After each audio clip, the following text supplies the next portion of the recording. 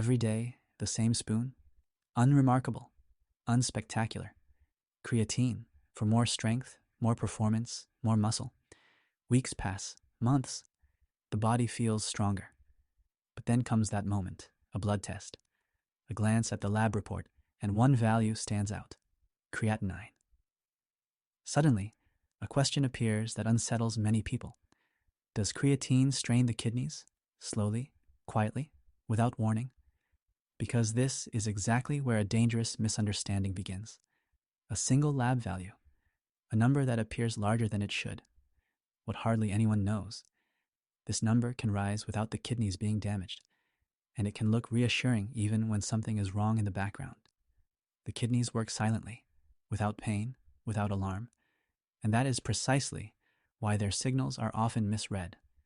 This video shows what really happens inside the body when creatine is taken every day. Not myths, not fitness forms, but biology, metabolism, and the truth behind a value that sends millions of people into panic. The kidneys are among the most underestimated organs in the body. They work quietly, unnoticed, and that is exactly why they are often only noticed when something goes wrong.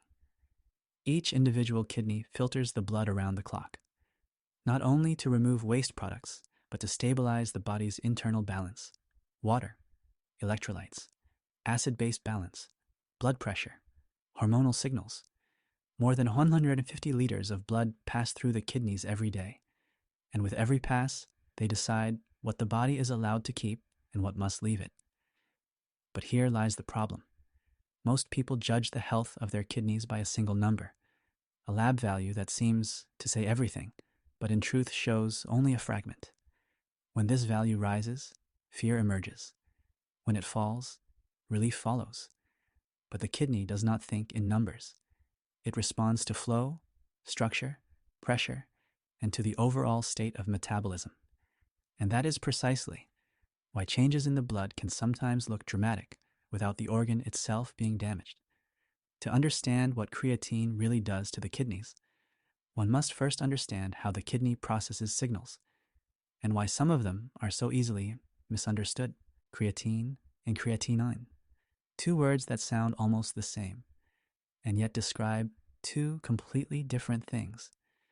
Creatine is a natural component of the human body.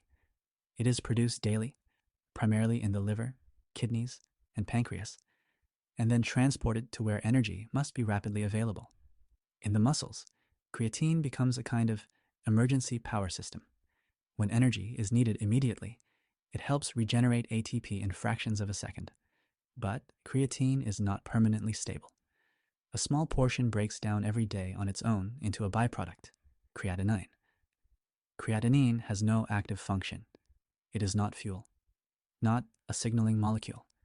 It is simply a leftover of energy metabolism. And this is where the kidneys come into play. Their task is to remove creatinine and many other waste products continuously from the blood, quietly, precisely, without discussion. The more muscle mass a person has, or the more creatine is supplied to the system, the more creatinine can be produced. But that does not automatically mean that something is breaking down.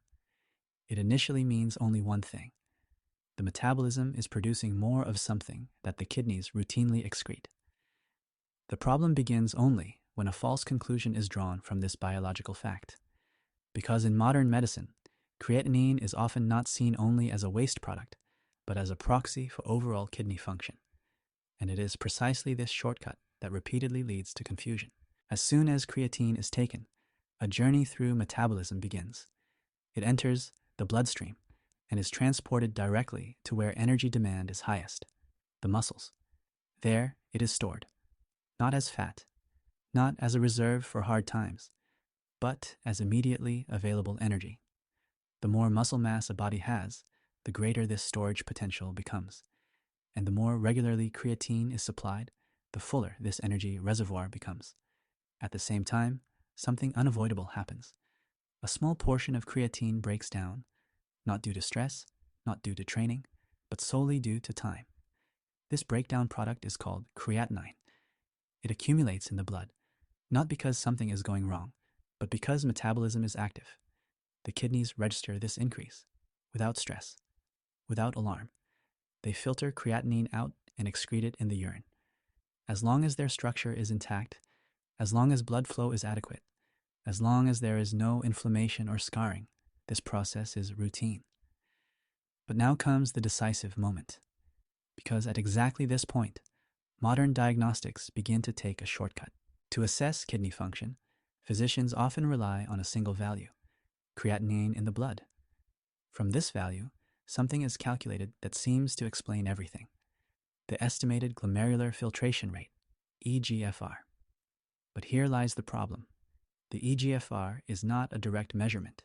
It is an estimate, a mathematical approximation based on creatinine, age, sex, and statistical averages. This formula assumes a normal body, average muscle mass, average metabolism. But the human body is rarely average. When more creatinine is present in the blood, the eGFR can mathematically decline, even when the kidneys are functioning perfectly well. The lab then shows a number that looks like a warning, like declining performance, like early damage. But in reality, the calculation is not responding to weaker kidneys, but to higher metabolic turnover. Those most affected are people with high muscle mass, athletes, strength trainers, and individuals who regularly supplement creatine. For them, a completely healthy state can suddenly appear pathological, not because the kidneys are failing, but because the formula does not know the context. And this is where fear arises. At this point, many people ask the same question. If more creatinine is present in the blood, don't the kidneys have to work harder? The answer is less dramatic than often assumed. The kidney is not a muscle that strains or fatigues. It is a filtration system that responds to pressure, flow, and structure. As long as these structures are intact, the kidney does not work more or less. It works consistently. More creatinine does not automatically mean overload. It simply means that more of a substance is present that the kidney routinely excretes. You can imagine it like a river. If more leaves enter the water, the river does not flow more slowly. It simply carries more material along. A real problem arises only when the riverbed is damaged, when flow is disrupted, or when inflammation occurs. And that is the crucial difference. Creatine does not increase pressure on the kidneys. It does not alter their structure. It does not force them into an emergency state. What changes is the measurement used to compress this complex process into a single number. Up to this point, the story sounds reassuring. And for many people, it is. But biology does not follow one-size-fits-all rules. What is harmless for one person can become relevant for another. That is why it is essential to distinguish between healthy kidneys and pre-existing kidney impairment. In people without known kidney disease, with normal blood pressure, adequate hydration, and moderate dosing, there is generally no evidence of gradual kidney damage from creatine alone. The situation is different for people whose kidneys are already compromised. When filtration capacity is reduced, when scar tissue is present, or when chronic inflammation exists, any additional metabolic load can play a role, not because creatine is automatically harmful, but because reserve capacity is lacking. In these cases, creatine is not a direct cause, but it can act as an amplifier. And this is where responsibility begins. Not issuing blanket warnings, not downplaying risks across the board, but understanding the context.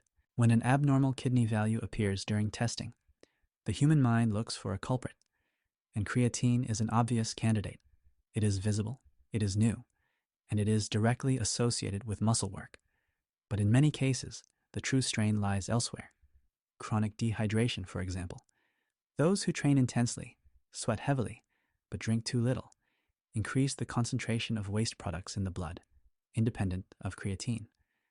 Certain pain medications can also impair kidney blood flow, especially with frequent use. Add to that sleep deprivation, persistent stress, and chronically elevated blood pressure. All of these factors act quietly, gradually, often over many years. In such moments, creatine does not become the cause, but the trigger for discovery. It pushes a system to a limit that already existed, and suddenly, what went unnoticed before becomes visible. From an evolutionary perspective, The human body is not built for constancy. For hundreds of thousands of years, humans did not live with fixed meals, constant protein intake, or stable lab values. There were phases of intense physical labor, phases of high muscular demand, and phases when food was scarce. The kidneys evolved precisely for these fluctuations. They are not delicate filters, but adaptive organs. They respond to changing metabolic byproducts, to increased muscle activity, to varying protein and creatine intake. As long as their structure is intact, as long as blood flow and regulation function, they can handle these changes. That does not mean they are invulnerable, but it does mean that short-term fluctuations in blood values are not automatically signs of damage. Sometimes they simply show that the body is working, adapting, redistributing energy. So what really happens to the kidneys when creatine is taken every day? In most cases, nothing dramatic happens. No silent destruction, no gradual collapse. What often changes is not kidney function, but the way it is measured. A higher creatinine value does not automatically mean damage. It can also be an expression of active metabolism, of muscle work, of adaptation. It becomes problematic only when measurements are interpreted without context. When numbers matter more than the body as a whole. The kidneys send signals, but they do not speak in sirens. They speak quietly, and they demand to be understood correctly. The decisive question is therefore not, is creatine good or bad? But rather, is one's own body being read correctly? Health does not mean controlling every value. It means understanding relationships. Those who learn to interpret the body's signals make calmer decisions, more informed decisions. If this video has opened new perspectives, share your thoughts in the comments. And if you want to understand more deeply what is really happening inside the body, subscribe to the channel. The body is constantly working. The only question is whether we have learned to listen.